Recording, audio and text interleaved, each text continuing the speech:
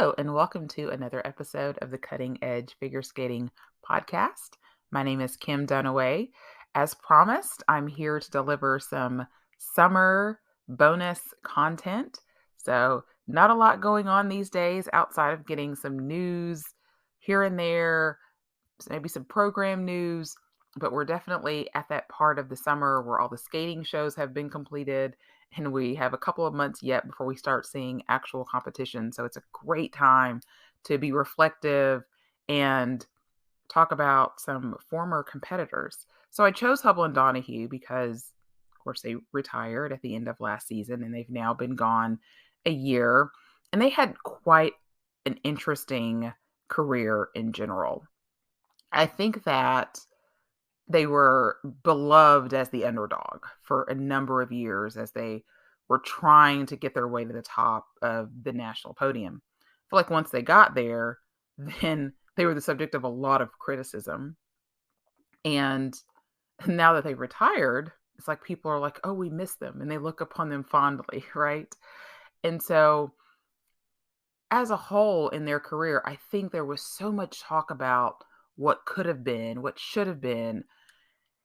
But now that they've retired and they've been gone a year, when you look back at their career, you realize how successful they really were as a pair. And if we're going to compile a Mount Rushmore of U.S. ice dance teams, they've got to be on there. I mean, you've got Davis and White, obviously, Olympic gold medalist. You've got Belbin and Augusto, who were trailblazers and Olympic silver medalist, multi-time world medalist. And I think that as a third team, you've got to look at Hubbell and Donohue as being that next dominant team. Yes, you have the Shibutanis and Chalk and Bates, who have also had a lot of international success, but I think a lot more sporadically and not as consistent as Hubbell and Donohue. I think they had a lot of really amazing qualities that sometimes we saw at times, sometimes maybe not as much, as I'll discuss here in this podcast. But it was such a fun trip down memory lane because this is a team that was together for 11 seasons. That's a long time. 3 different Olympic cycles, 22 programs that I went back and watched that I'm going to rank. And so, yeah, let's dive in. This is going to be a fun podcast. So first, I'm going to talk about their careers, and then we'll get into the rankings second. So first, let's talk about Maddie. So Madison, of course, famously skated with her brother before teaming up with Zach. So she started skating at age 5 and started ice dancing at age 8. So she teamed up with her older brother Kiefer in 2001, and they skated up until the 2011 season. So 10 years she skated with her brother. And they had, quite a bit of success together. They were Junior Grand Prix final champions in 2006. They actually were third at 4 continents in 2010. They were pewter medalists at nationals, which is 4th place in 2009 and in 2011. So it seemed like they were kind of just on that brink of breaking through.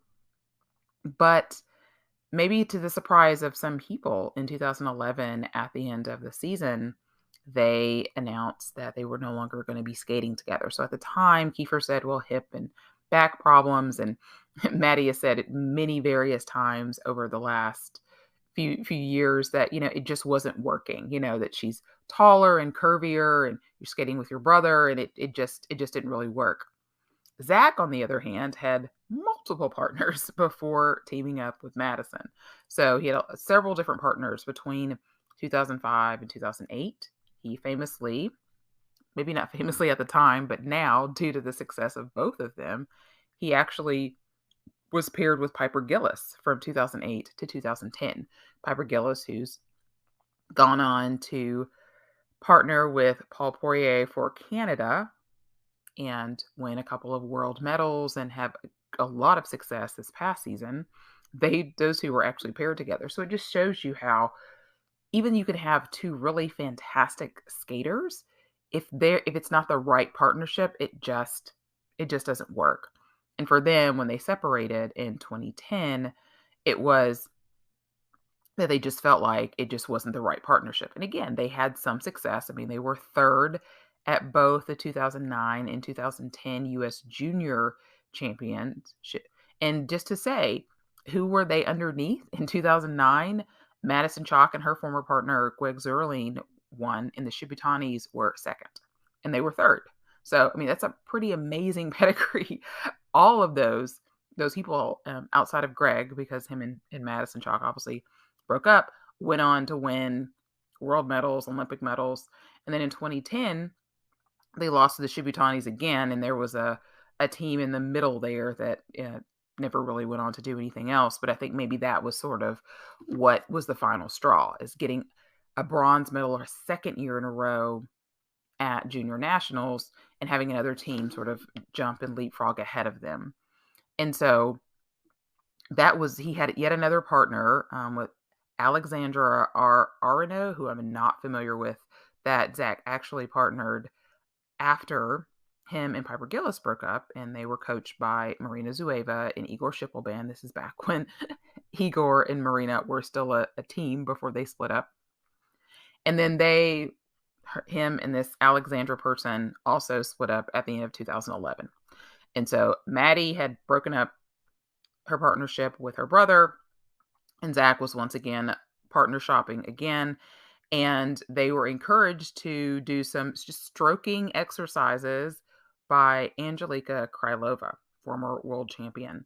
And Madison is on the record as saying she really didn't want to partner with Zach, that they were former competitors and they didn't really get along, but they were really fantastic on the ice together. And so hence, that's where the partnership started with the Detroit Skating Club under Angelika Krylova. I think Massimo Scali was also involved in their early coaching team as well. And they went on to compete that season in the 2011-2012 season. That was their first season together.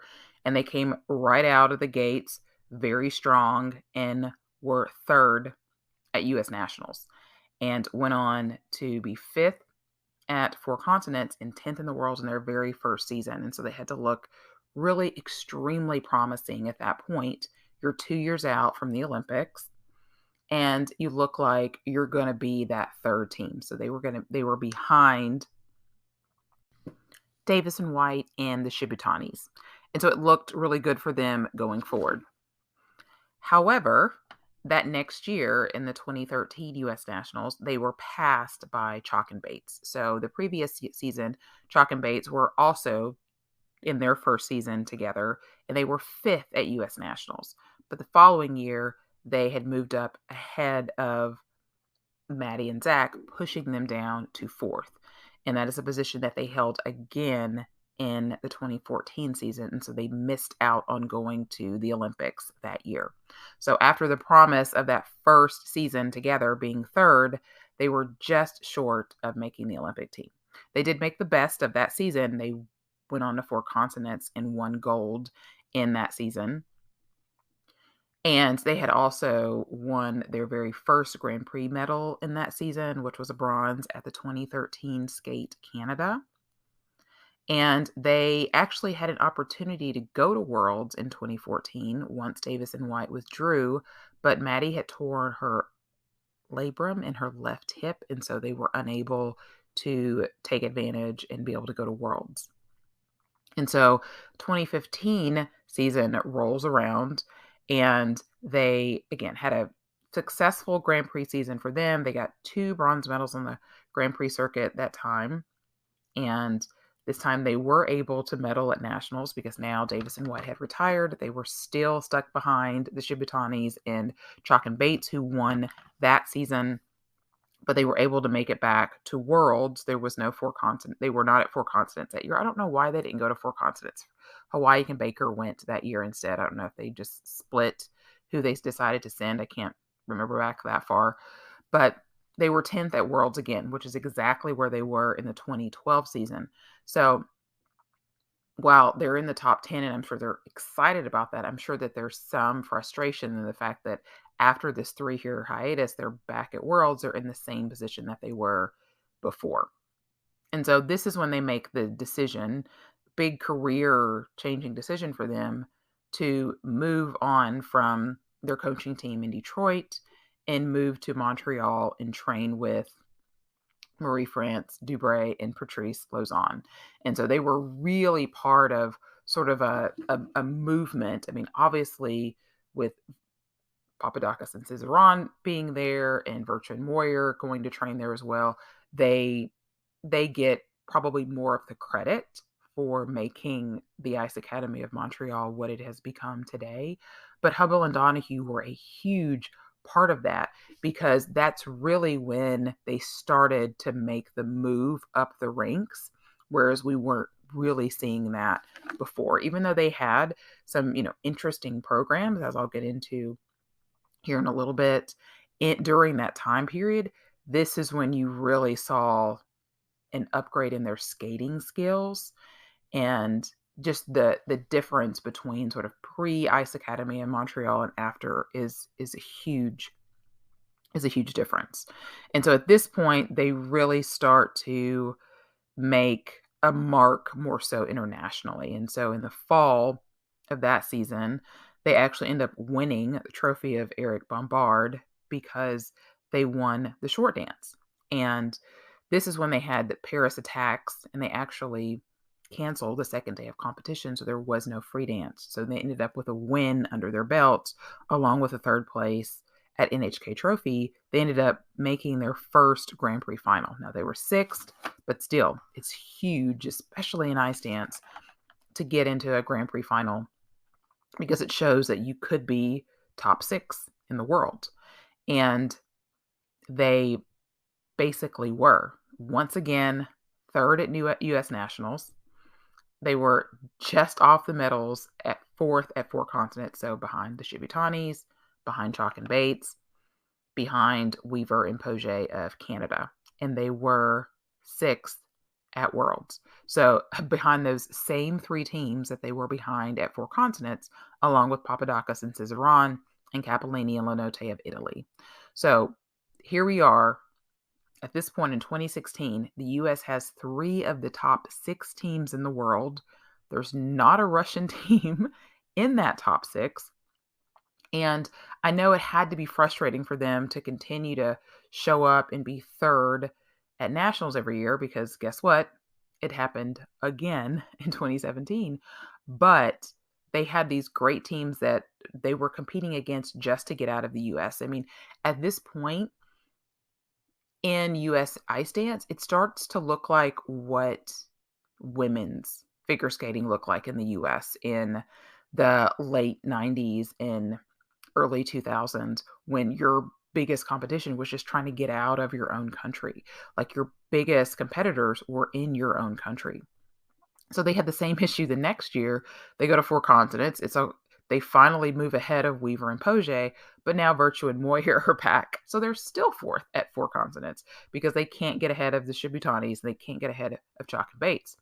However, Worlds rolls around, and all of a sudden, they were third after the short dance. They got their first small medal at Worlds, and they were ahead of the Shibutanis, who were in fourth, and they were ahead of Chalk and Bates, who were in fifth. So they had three American teams really, really close together in scores, just in third, fourth, and fifth.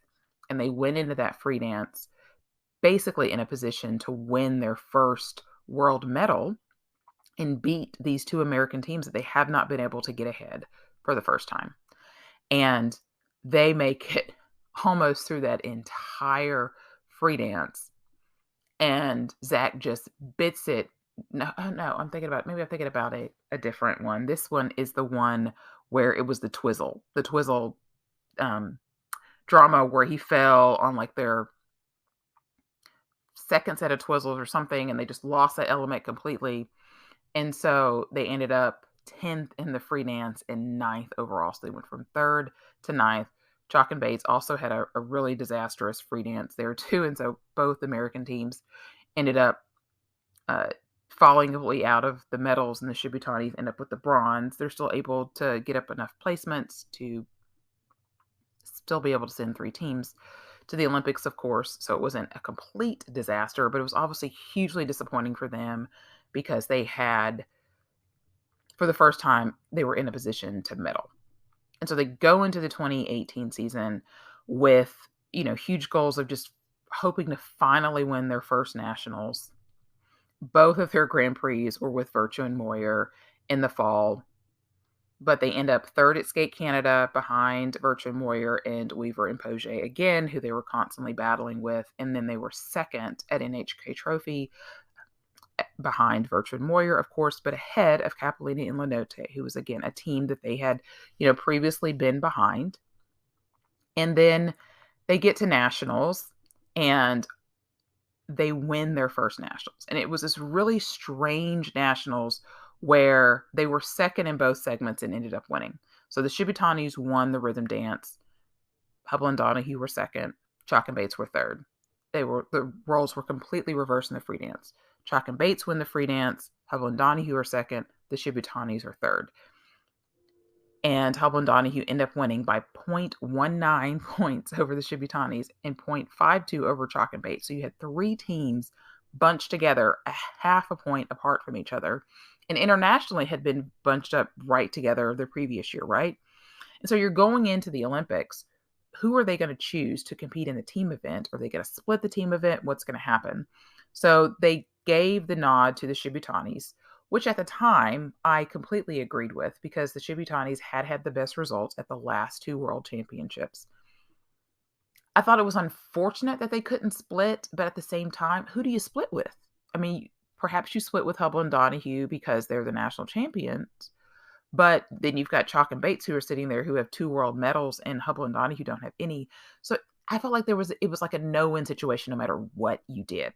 So the Shibutanis decided that they were given the choice to split or skate in both segments, and they chose to skate in both segments, which, again, was not surprising because the U.S. traditionally would split the ladies, split the men's traditionally. I mean, this was the second time they had a team event traditionally. That's what they did in 2014. Okay, so split the men, split the women's, and then just had the pair skate both segments, although I think in 2014 they just had one pair to choose from, and in 2018 they definitely just had one pair to choose from.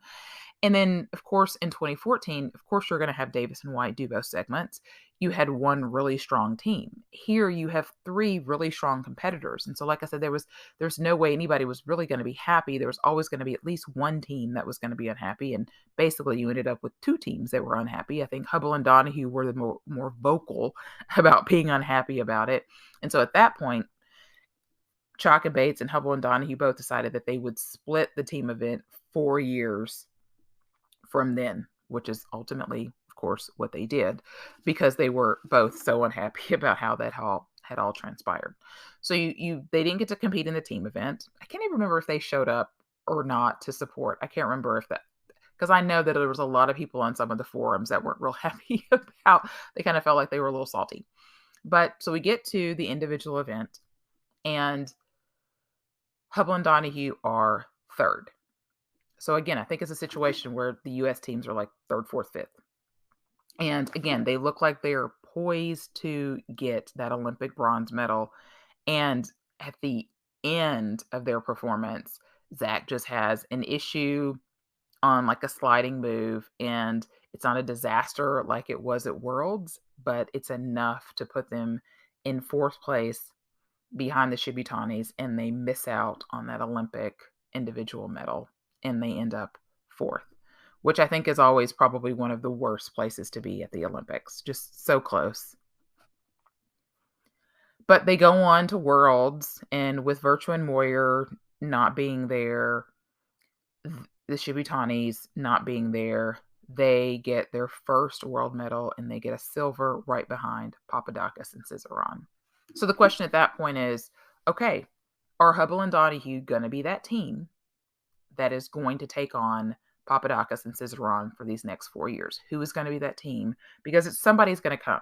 We're not going to just have a team run away with it for the next 4 years. Like the times of the Grishik and Platov just dominating are over, right? Like there's going to be some team that's going to get scores that's going to challenge this team. Is it going to be Hubbell and Donohue? And I think we all wanted it to be. We all hoped that it would be, because we didn't really see a great Russian team on the horizon. Chalk and Bates had made the decision to also go to Ice Academy of Montreal after years training with Igor. Are they going to be a contender? Who knows? But Hubbell and Donohue came into that 2018-2019 season with a basically Grand Prix final on a platter because Papadakis and Cizeron were unable to compete in one of their Grand Prix, so they weren't eligible to go to the Grand Prix final. Chalk and Bates were injured. They were not competing in the fall season either. And so Hubbell and Donohue won everything that fall. 2 Grand Prix, they won Grand Prix final, they win nationals. They get to 4 continents. They are the heavy favorites. They were leading after the rhythm dance. And they have a complete disaster, which didn't appear that way as they were skating. But this is the famous where Zach moved quite a bit in their stationary lift at the very beginning of their program. And so after they get done skating, they think they've won. Everybody thinks they've won. But there's this long, long wait for their scores. Just incredibly long. The scores come up. They're in 4th place in the free dance. And they end up 4th place overall. So they're behind Chalk and Bates, who end up winning, behind Weaver and Poirier, behind Gillis and Poirier. So they go into Worlds having not even medaled at 4 continents. Now, all year round, people have not cared for their free dance at all. And they get to Worlds having won the silver medal the previous year, and they're 4th after the rhythm dance. They're behind 2 Russian teams, Sinitsa and Katsalapov and Stepanova and Bukin. And they end up 3rd overall. So they're able to move up after the free dance to get a bronze medal. But it's like the damage has already been done. Now it looks like they're not going to be that team that's going to challenge Papadakis and Cizeron. Now it looks like it's going to be this Russian team who has leapfrogged over several teams. All of a sudden, they're the 2nd best team in the world. So you come into the 2021 season, and it's like, okay, 2019-2020 season. It's like, okay, they didn't have great programs last year. They've got to be able to rebound this year and come back and see what we know this team can do. And somehow they managed to pick even worse programs. This was the year that they did My Heart Belongs to Daddy in the rhythm dance, and the Star is Born free dance. And the free dance wasn't well received at the beginning of the season. So they're constantly tweaking and retooling and trying to fix this and that. And then to boot, Chalk and Bates have their signature program, the program that, elevated them, their snake dance routine. And so, and to further add insult to injury, they lost to Gillis and Poirier at Skate Canada. And so they go into Grand Prix final, and first of all, they have a huge opportunity at Grand Prix final because there were just mistakes across the board. Even Papadakis and Cizeron made like twizzle mistakes in that fame rhythm dance that they had. So by the time Hubbell and Donohue skate, like they have the opportunity to go into 1st place at the Grand Prix final ahead of Papadakis and Cizeron. And then they make little mistakes. It wasn't their best performance either. They end up 2nd, which is where you kind of expected that they would be. But after the free dance, Chalk and Bates made their move, and now they're 3rd. So now they've just lost to their teammates who they've beaten the last several times that they've competed with them outside of the stationary lift issue at 4 continents. And so they go into nationals, and it's like they pretty much go in as the underdogs. I mean, maybe they're going in as the favorites because they've won nationals now 2 times in a row, but Chalk and Bates are coming in with all of this momentum of being 2nd at Grand Prix final, and everybody's excited about the snake dance, and they lose to Chalk and Bates. They go to 4 continents. Not only do they lose to Chalk and Bates, they also lose to Gillis and Poirier again in their 3rd at 4 continents. Meanwhile, Sinitsyn and Katsalapov have managed to beat Papadakis and Cizeron at Europeans. So all of a sudden, Worlds is coming up, and Hubbell and Donohue are staring at what could be a 5th place finish at Worlds. Like, they don't look like they're going to medal at Worlds based upon this picture that we've seen all season. And then, of course, Worlds is canceled because COVID-19 pandemic happens, and devastating for a lot of people, a lot of skaters, but it basically bails out Hubbell and Donohue because they were not having a good season. They were staring down, probably not medaling at Worlds without some major mistakes, some teams ahead of them. And so they come back in the next season. Chalk and Bates have had a concussion, and they're not at the domestic Skate America. Of course, we've got this weird Grand Prix where we're only doing domestic Grand Prix, so they're only going to have one, opportunity to show. So they were able to show up at Skate America and win everything because they don't have any competition there. They come out with 2 different programs. They're still not great programs, but they're better than what they had the year before. They get to nationals, and they're second after the rhythm dance. And it looks like the judges have still not in favor of them, that they're still preferring Chalk and Bates. But then Chalk and Bates made a twizzle error in their rhythm dance, but they were still ahead. But they could not recover from the twizzle error they made in the free dance. And so Hubbell and Donohue are able to win their 3rd U.S. championships. And this was huge for them because they really hadn't had, good success against Chalk and Bates the last couple of seasons. There was no 4 continents that year, so you go straight to Worlds. And Papadakis and Cizeron are not going to be there. They didn't get their, poem program was increasingly less well received as it went on during the 2019-2020 season. So they were supposed to be retooling their free dance, and it never really happened. So they just withdrew. So now you've got Sinitsyn and Katsalapov, who had this awful Michael Jackson routine that fall that they were debuting in their little Russian Grand Prix. So they decided to go back to an old program.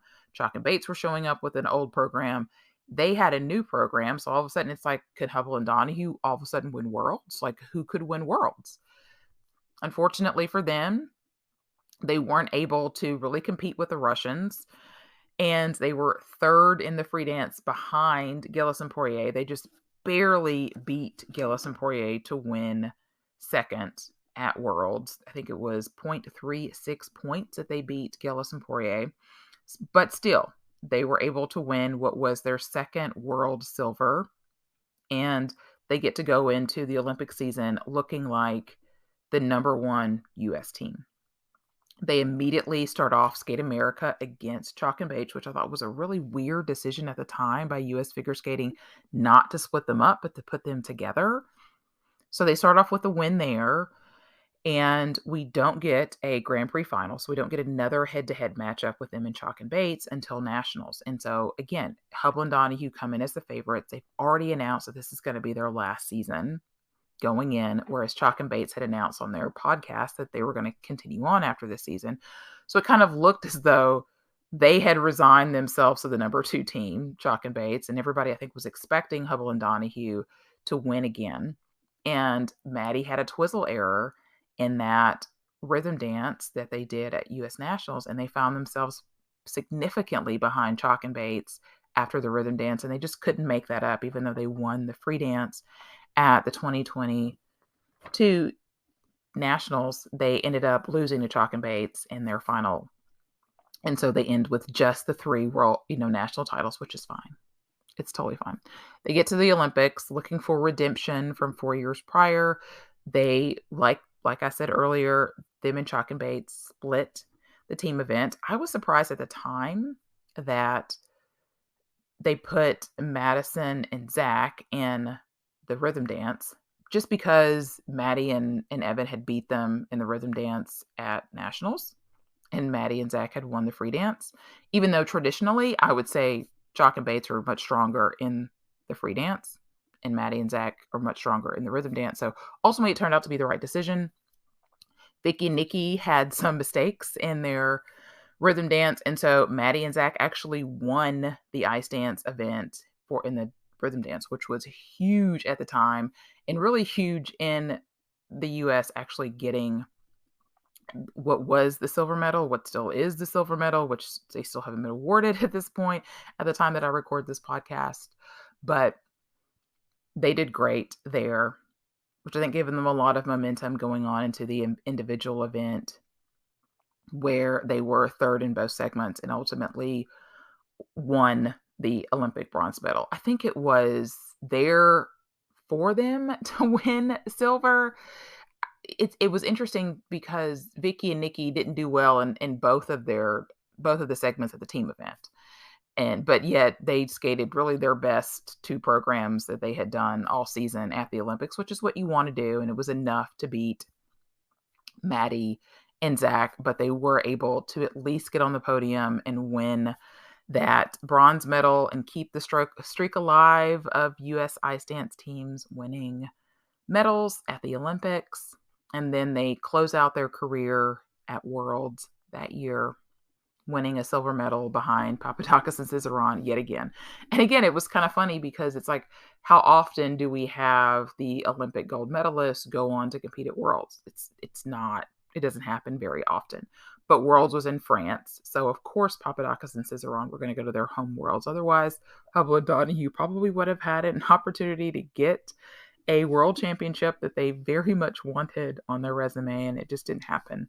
But they end up with a lot in their career. They end up with 4 world medals, 3 of those silver, 1 bronze, an Olympic bronze medal, an Olympic team medal of undetermined color to be awarded at some undetermined date. They competed at nationals 11 times. So they never missed nationals due to injury or anything. 11 times, and they medaled at every single one, if you count pewter medals, which is what U.S. awards for fourth place finishers. So they won 3 national titles, 3 silver medals, 4 third place medals. That was their jam for quite a while. And then they were 4th place twice. So that's just unbelievable consistency. You don't really see that out of teams. Usually, at least those first couple of seasons, you're like hovering around, 5th, 6th, 7th. And so it's just really amazing the career that they had. Now, on to their 22 programs. Oh my goodness. So before I dive into these rankings, 2 things. One, you'll hear me call some programs short dance and some programs rhythm dance. That is because they competed during 2 different eras of ice dance. So the first part of their career up till 2018, it was called the short dance. It's when they got rid of the compulsory and basically combined it with the original dance. And then after 2018, it became the rhythm dance. And so that's why there's 2 different names. Whereas always on the podcast, I'm oftentimes flubbing the name. I want to call it the original dance or what have you. But no, this is actually, they have short dances and rhythm dances depending upon what year it was. Secondly, I've created a YouTube playlist of all 22 of these programs as I have ranked them. And I will put a link to that in the show notes. And I'd love to hear your thoughts as to what you feel. If you feel strongly that I was too hard on something or too easy on something, I'd love to hear it. So here we go. Number 22, my least favorite program of theirs, is their 2011-2012 free dance to I Put a Spell on You. So this is their very first season together. And it was obviously successful enough that they were 3rd at nationals and 10th in the world. And the skating here is fine. It just lacks polish for me. It's kind of clunky at times. They really haven't gelled yet as a team. I think it's easier to do the short dance when you're a new team because you're already familiar with the patterns. You've been doing them for years. And it's also a shorter routine. Whereas with the free dance, it's a longer program.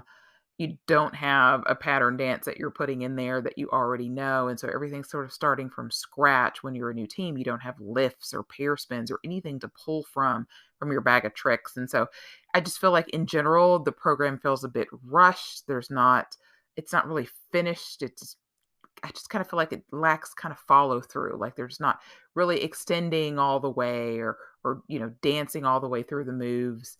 They do sort of end with what becomes a signature move in a lot of their early season programs, which is she's got a skate on his skate, and she catches her foot in the splits, and they just kind of take this nice long, you know, hydroblade across the ice, and that's always a great moment for them. I think it's a great moment in this program. It's one of the few memorable things that they have in this program. Everything else just feels a bit, okay, generic. I would love to say, yeah, you could see the potential on this team from this particular routine, but I don't know that I necessarily could say that. Just having seen this, their short dance that season, maybe so, but this I just felt like was their least successful program. At number 21, I have their 2013-2014 short dance to Mr. Pinstripe Soup from Big Bad Voodoo Daddy. I gotta say, I did not love any of their FinStep programs. This was one of them, and this was the one that I liked the least of those, but I didn't really feel like any of those routines that they did are very successful. This one I felt like was just messy. I didn't really see their strengths displayed very well here. I mean, at this point, it's their third season together. They, should be feeling pretty comfortable at this point together. This may have been when they were still dating as well, too. So their connection, should be there, right? But there's nothing in this program that really makes it special. I hate her dress. I mean, it looks very Lindy Hop, although I don't know that that's really the vibe they were going for. It doesn't add to it either. It does nothing for her. It's just there.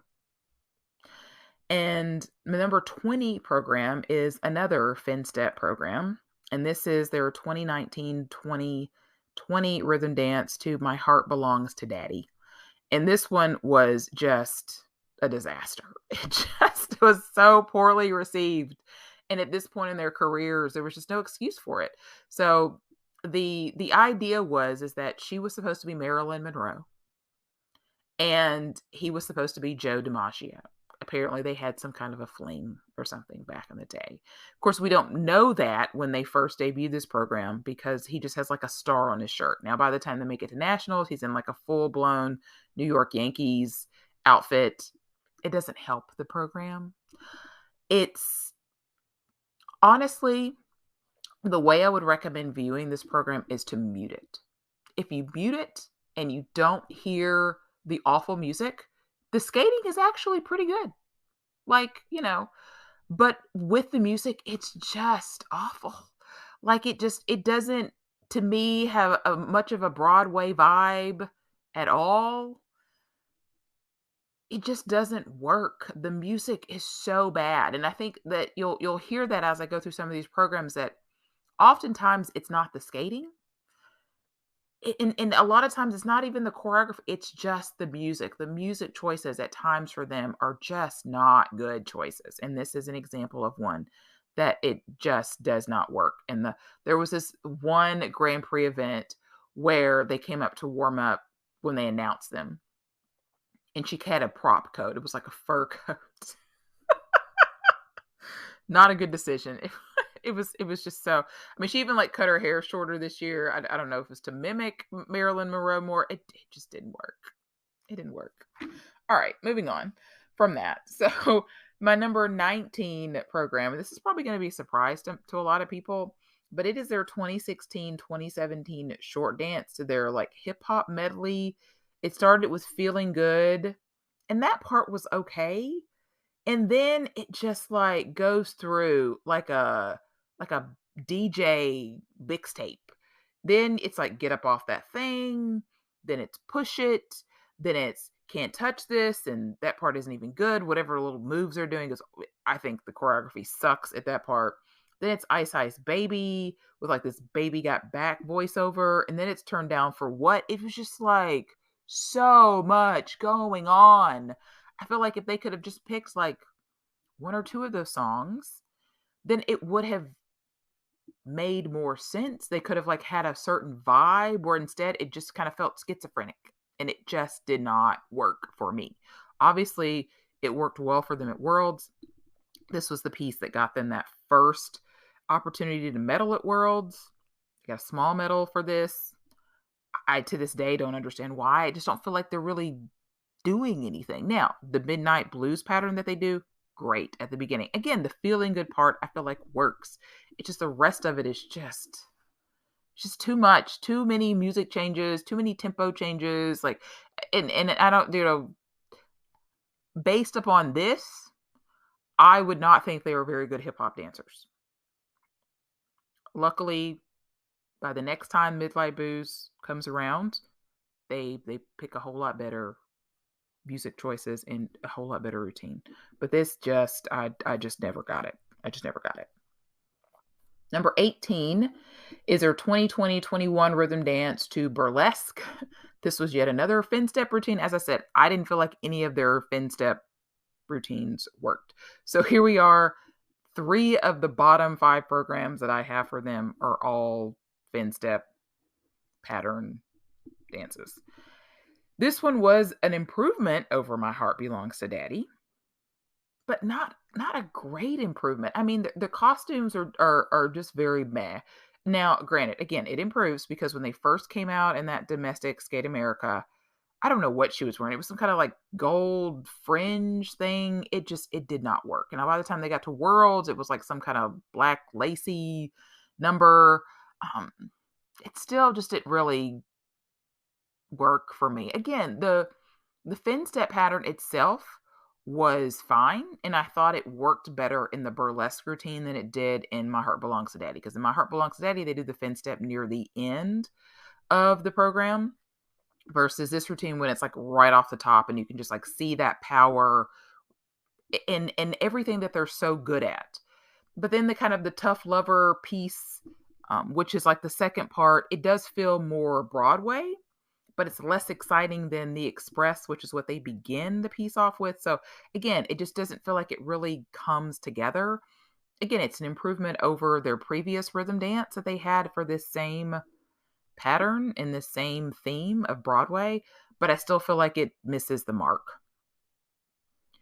In 17 place, I have their 2018-2019 free dance to Romeo and Juliet. So, Lord, this routine was such a disappointment because you're coming off of what was a very successful routine in their previous year's free dance. And they come out the next year and do this. And it's like, is this the same team? It was, now, again, I admire them for always doing something different. That's something that they said in their very short, like 5-part YouTube series that they did during the 2017-2018 season, that they didn't want to do the same style every year, which we know those teams that they just go back to the same wheelhouse all the time. And so they have shown a lot of versatility. And when this program starts, it's very dramatic, and I think it's very effective. But once that first, 45 seconds to a minute is over, it just fizzles, and it fizzles fast.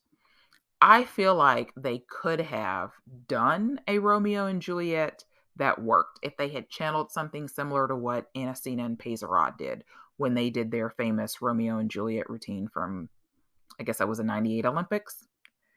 That big dramatic music, I feel like they could have done, because drama is not something that Maddie and Zach ever really did. And in the beginning of this piece, I think they do it very well. I mean, they probably could have done something like Carmina Burana or something. I mean, I don't know. They could have done that or not. But based on this little piece here, I think maybe they could have. But instead, it just like, it gets to a point in the program, especially when you get to like the Kissing You, that it almost has like a level of like cheese factor. Like it borders on like the Cele Peltier love story level of cheese that I personally don't love. And they're better than that. And they basically ends with them, of course, dying on the ice because it's Romeo and Juliet. it's just, I think if they had done this earlier in their careers, I think it would have been fine. I think at the point of their careers when they did this routine is what was so disappointing because you feel like they had the world was their oyster at that point, and this is what they chose to do, and it really set them back. I mean, honestly, I kind of feel like it's not to the degree of a Bell Banana Gusto like Fred and Ginger that they did after the 2006 Olympics that set their careers back. It wasn't to that level, but you just wonder if they had picked a vehicle in that season that really elevated them, like the last three free dances that they had done prior to that. Like, could they have been a team that challenged Papadakis and Cizeron? I mean, obviously, we'll never know, but I wonder. All right, moving on. I feel like once we've gotten past those, I mean, I feel like those routines that I just went over are probably at the bottom that are just not great. And I think now we're sort of at to the routines that are better, that are like good routines. We haven't got to the great routines yet, but now we've gotten out of the cellar and we've gotten to the good routines. So and number 16, I have their 2011, 2012 short dance to like a Latin melody. So this is their debut season together, and this was the short dance. And they have really good technique in their pattern. They have really nice footwork here. I think their biggest issue is they have some problems maintaining their energy throughout the program. So at the end gets a little bit sloppy. But I think they do Latin really well. And I think this showcased a lot of their abilities a lot better than their free dance did this same season. And I just thought it was really entertaining and really successful. When I was compiling this list, I really thought about it in terms of what routines would I want to watch again. And so I originally had this routine a little bit lower on my first watch. And then when I rewatch all the routines again to sort of take some more notes and get some more adjustments, I was like, this routine is just so much more interesting than some of the other ones that I had put ahead of it. So it actually moved up on a rewatch for me. And number 15, I have their 2012, 2013 short dance to selections from the Titanic. So I think this routine it's just so much fun and they look like they're having fun. So they start off with like a polka pattern. And I have to say, waltz, polka, like those are patterns that they do really well. It showcases their strengths. And and so they start off really well. And then you get into like this Irish step music from the Titanic, which is it's a little bit slowed down for their purposes, but it's music that I always have never understood why nobody ever uses it. I think it's great skating music. Like people will use river dance, but I'm like, why don't they use the Titanic Irish step music? Because that music is so fantastic. And so they use it here and they look the part. I mean, she's dressed basically like Rose. He's dressed like Jack with the suspenders. And while the Irish step music I don't think is as successful as the polka part is, I think they do a really good job with it. I love the footwork, especially. And this is a really, good program for them in what was their second season together. In number 14, I have their 2019, 2020 free dance to A Star is Born. And so this one was another one that was rather controversial at the time. And I feel like it just starts right at the beginning pose. Like right from the beginning pose, it's just like everything feels in the first half feels so forced. It's like they start off with like this kind of country rock kind of music that just again, I feel like doesn't work for them. The second half I feel like is more successful. It's a little bit more flowy, a little bit plays more to their strengths. The emotion in that part seems a lot more authentic than like this kind of forced sexiness or whatever that they're trying to do in the first half. I just feel like they're so much better than this program. Like I never hated this program and they tweaked it a lot during the season. So by the time it got to nationals, I thought it was really a pretty decent program. They had some issues with it at nationals, like they came out of a spin and they like went the wrong way. And it just, But again, I just feel like they were just so much better than this. I think about, again, the free dances that they had before this, and then the choice to do Romeo and Juliet and the choice to do this back to back just it just didn't work. It just didn't work. And of course they were up against Chalk and Bates's snake routine in this same season, and so that didn't help either. But I just feel like there's a lot of time where it just kind of looks like they're just kind of stroking and skating around. I mean, they're flying around the ice. I mean, this is a program that really shows off their speed, but I just don't feel like half the time they're really doing anything. And it's just not particularly exciting to watch. But it's not a bad program. I think it's a good program. I just wanted it to be great. In 13, I have their 2014-2015 free dance of the Great Gatsby, music from that soundtrack. And this is a program that it's just a bit of Jekyll and Hyde for me, because it's like it starts off kind of like a little slow, and then they end with like a little party never killed nobody by Fergie. It's just like kind of all over the place. And it's like their skating skills are not quite there yet. This is their last season with Detroit team before moving to Montreal. Their lifts look a little bit labored, but they are very creative. It just doesn't quite get there. Like, this is something that, like, you think about like a reality show, and they have them do like Dancing with the Stars. Like, they have them do a routine, at the finals that they did earlier in the season. And then you want to see it like improve, right? Because they've got weeks of dancing underneath their belts. And so this is like a routine that I'm like, they could have brought this back maybe as like a show program, like later on. And I feel like it would have been done better, because again, this is another routine where like they tried to throw a little bit of hip hop in there, and didn't think it was done very well. But I felt like it was like good bones here. It just needed to be a little bit more developed and a little bit more polished. But it was different, and you could see the beginnings of something in this program. It just wasn't quite there. Number 12, I have their 2021 free dance to Hallelujah. So this was their second usage of Hallelujah. And obviously I haven't talked about the first time they used it, because obviously I think that was more successful. I've got that one ranked higher than this one. This is another routine that I thought was fine.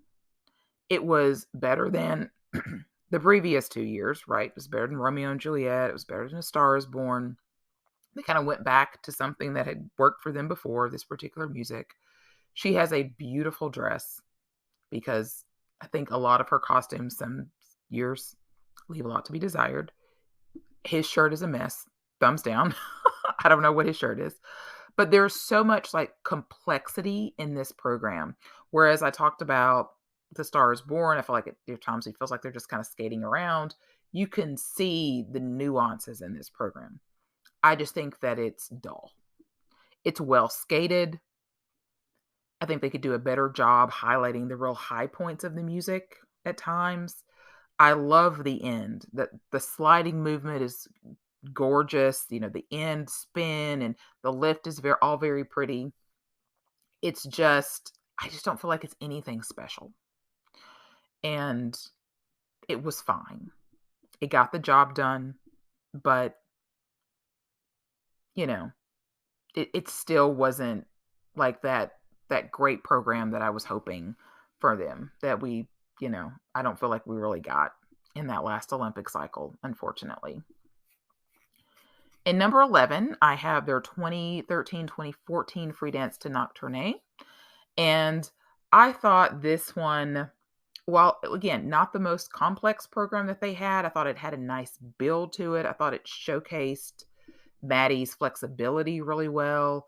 They had a really great rotational lift, just like right off the top. I thought their costumes were great, which again, I didn't always love, but they had some really nice lifts. I thought this was just a really good program. I thought it was one of the better programs that they had in those early seasons with the Detroit team. And this is a program that I felt like you could really see what they could become.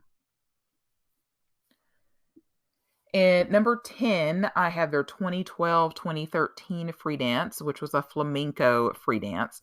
And flamencos in general are just really exciting. This is their second season together, so they still have a lot of fine tuning to do, but they've already made huge improvements over what they were the previous season. Because hey, the first year I had them number 22, and so here we are in that second season. I've got them in the top 10, right? Again, the dress could be a lot better. But again, it has like that signature move with Maddie splits on his skates, and like I said, the only thing I really didn't like was, the 80s prom dress that she had going on for the dress. But I thought that they pulled this off really well. And it's a style that we only saw them with a couple of times. I'll talk about the other one here in a second. But it really worked for them. And again, I think we had a little bit of drama here, and I think we just didn't get enough drama in their careers. Like they didn't give us enough drama in their routines. I guess they gave us a lot of drama off the ice. Okay, moving on. So number 9, I have their 2021-22 free dance to drowning.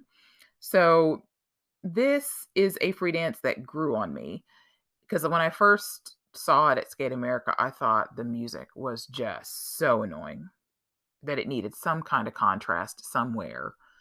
And I still thought the music was way annoying by the end of the season, but there are some really great moments in here. I mean, that overhead lift that they do at the beginning is just so impressive. Despite the fact that they allowed overhead lifts, almost no one actually did it.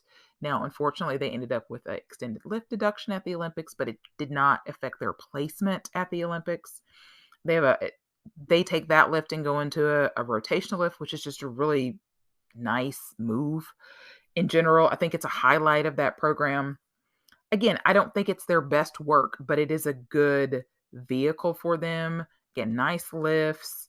I think they have a nice connection in this particular free dance. At times, I feel like that their connection feels a little forced.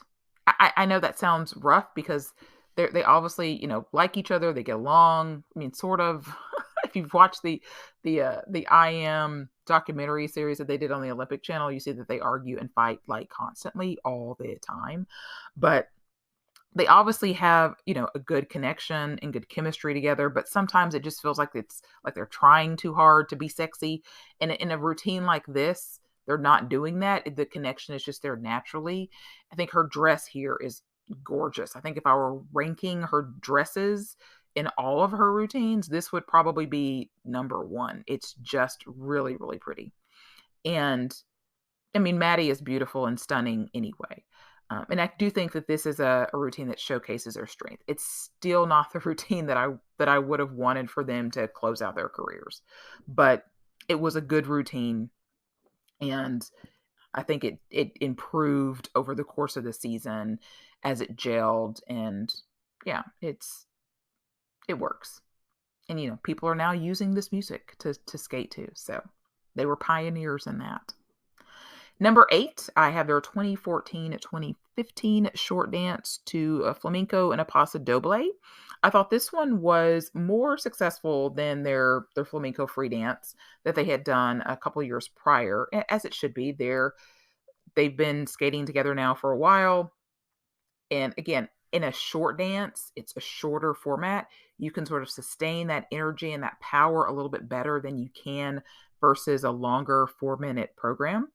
I think this is some of the best we get out of Zach. He's just like really hamming it up, almost like Zach Laga we see now. And so I just feel like it really captures the essence of both the flamenco and the paso. They're not bringing anything different to it music wise. I mean, they're just using traditional music for it, but it just really works. Number 7, I have their 2017-2018 short dance to Latin medley. This was a Roomba pattern. So this was their Olympic short dance program from the Pyeongchang Olympics. So I thought this one was, again, good, but not great. I think it displays their strengths really, really well. They come out with a lot of power and, really use their length and speed really well in this routine. I just think the music is meh. Meh. I mean, of all of the Latin songs and beats you can use, I just feel like, Papadakis and Cicerone were, using like Ed Sheeran and, just like something poppy and updated. And, they're just kind of using like generic Latin beats. And I just felt like that could have elevated this dance more. But still, it was a really strong piece for them. And then in number 6, I have their 2018-2019 rhythm dance, which was tango. And so my only criticism of this is just that the Maria music that they use towards the end is kind of annoying. I just think the music overall could be better. I mean, just like if they could take this routine and put it to like, I think about like a Dancing with the Stars season. They did a Argentine tango to Dirty Diana for Michael Jackson. And boy, is that just like awesome music for a tango. I would love, again, to see somebody use it for ice dance. I think it would be awesome. I just feel like if they could have used like some edgier music, it could have put this routine over the top because their skating in this is phenomenal. And I think this routine is heavily overshadowed because everybody hated their Romeo and Juliet free skate so much, but their tango is actually really strong. And I think they do the tango really well. They never did like a tango free dance, and not that they have to or anything, but this is the only tango that they had out of 22 programs, and it's kind of a shame because I think that they do it really well. All right, we've made it to the top 5. This might be like my longest podcast to date. Okay, it's okay. So I had no idea when I said I was going to do this that they had so many programs. I mean, I didn't pick Michelle Kwan to do because I thought, oh my God, Michelle Kwan has so many programs. And now I'm like, I don't think Michelle Kwan has as many programs as Hubbell and Donohue have. So anyway, all right. So the top 5 programs I think are all great programs. I think these are all the best that they really brought to the table. So at number 5, I have their 2016-2017 free dance to what they called their Love Melody, which was covers to I Want to Dance with Somebody and Can't Help Falling in Love. So the problem with this routine is that they made so many mistakes when it counted. She fell at nationals, he fell at worlds. This is the one I was thinking of that he fell in the Twizzles. That I was thinking of earlier. You watch so many routines, they also have to run together after a while. But it really is a beautiful routine. And another routine that I feel like that their connection is there. It looks authentic. It's not forced. I think the music selections are really good. I think the costumes are really good. I think the choreography is really good. I think everything here just really works. And like I said, the only thing that was unfortunate is that, at the big money events that they couldn't do it cleanly. But really, really beautiful. I mean, and even with the fall, I think they were still 6th at Worlds. So, nice routine. So at number 4, I have their 2015-2016 short dance to Hallelujah. So this was the first version of Hallelujah. This was the waltz pattern, which they do just so well. Big pattern. The twizzles in here are just gorgeous. I think that this Hallelujah just felt so much more fresh because we've seen like a zillion Hallelujah routines at this point. And so when you use something, even like a war horse, and you use it for a short dance, somehow it just feels fresher because we think about, a waltz music. We think about like, Waltz of the Flowers or, the Blue Danube. So when you bring something like Hallelujah to the waltz, it feels fresh. When you bring Hallelujah to your free dance, it doesn't feel so fresh, especially when you've already used it before. But here they used it so effectively. And I think it was one of those routines that just made them really stand out because both of their routines from this season are in my top 5. I think this is a season that made you kind of stand up and really pay attention to them. This is their first season that they were at the Ice Academy of Montreal, and both of their routines were just really fantastic this season. So that leads me to number 3, which was their free dance from this same season. And that was to Daft Punk. And the music has a bit of drama in it. So this is where I get maybe a little bit of drama. It is just such a captivating routine. It almost kind of reminds me of like what we see now with like Hawaii and Baker, that you just can't really take your eyes off of what they're doing. You don't really know what it is about what they're doing. This is what they brought with this free dance this season. They have just gorgeous rotational lift. I love, Maddie's Billman position that they do in their pair spin. You see a lot of I stance and pair teams, try to attempt some version of like a catch foot spin, and they just don't have the flexibility, and it just doesn't look good. Maddie looks beautiful. They did it almost all the time, not every season, but a lot of seasons they did. And this is one where it just really stands out. And I just really, really adore this program. It's only surpassed by two just really fantastic programs ahead of it. But this one, to me, just really encompasses what they do so well as a team. It's not like this flowy romantic, but it's kind of a little bit different, a little bit edgy. And you can probably tell from my rankings that I really feel like they were at their best choreography wise, in those first three seasons with Montreal, right in that, 2014 to 2018 Olympic cycle is where I thought they really had a lot of their best routines. And as I say that, I go to the number 2 ranked program, and it is actually from the last Olympic cycle, and it is their 2021-22 rhythm dance to Janet Jackson, Nasty in Rhythm Nation. And this is the only routine that I thought in this last Olympic cycle that really captivated all of their really great qualities as a team, that was memorable. More importantly, the music was great, which most of the time I don't think they picked good music, especially in that last Olympic cycle. The choreography was great. Love the stationary lift. I mean, that stationary lift where, she's got her skates on his skates, which is something they just did well. Just different variations of it throughout their career. Zach actually looks like he's having fun, it just works, all of it, the costumes and everything. And when it mattered at the Olympics, they skated it really well. Obviously they had, issues at nationals with this routine that kept them from winning another national title, but it was such a memorable, fun routine. I feel like this is what the ISU had in mind when they decided to use this midnight blues and hip hop idea again and wanted to use it in an Olympic season. Because as you can see, I didn't love their first iteration of their Midnight Blues performance. It was way down on my list. I didn't think that hip hop medley with Turn Down for What and Ice Ice Baby really worked, but I thought here it worked. And you know why? They just had two songs.